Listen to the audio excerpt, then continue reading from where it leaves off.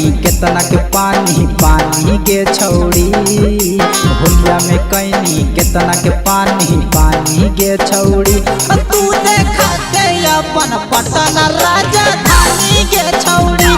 तू देखा के अपन पटन राजधानी के छौड़ी। चलते फागुनमा कैनी मना मानी गे छौड़ी।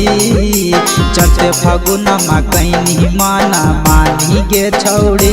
तू देखा के अपन पटन राजधानी के छौड़ी। तू देखा के अपन पटन राजधानी के छौड़ी।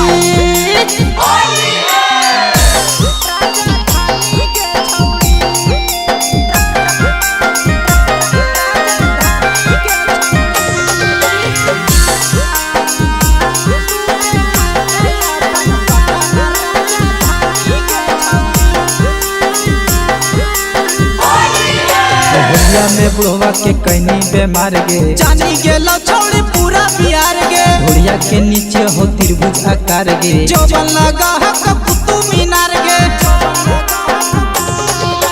होलिया में बुढ़वा के कैनी बेमार गे। जानी गेलो छोड़ी पूरा बिहार गे। होलिया के नीचे हो त्रिभुज आकार गे। जो बन लगा है कुतुब मीनार गे।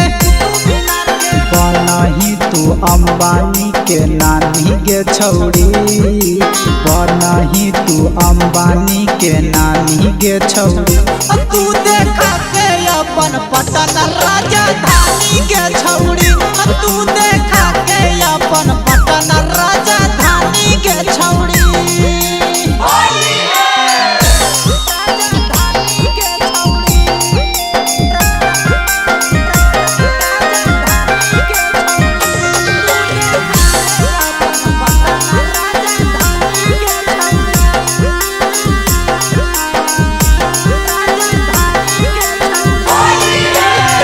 परदेसी के मानी ले बात गे। भूषण राजा संगे काटी ले रात के। नहीं तो उ डाल दे तो चलिया में हाथ गे। राइटर अंजसवा भी रह तो साथ के।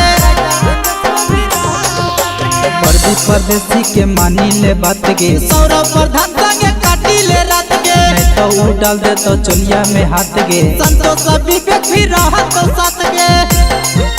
हैसियनियन तू देव तोर जवानी के छौड़ी। हैसियनियन तू देव तोर जवानी के छौड़ी। जल्दी देखनी अपन पटन राजधानी के छौड़ी। जल्दी देखनी अपन पटन राजधानी के छौड़ी। Shivangi recording studio Rajgir.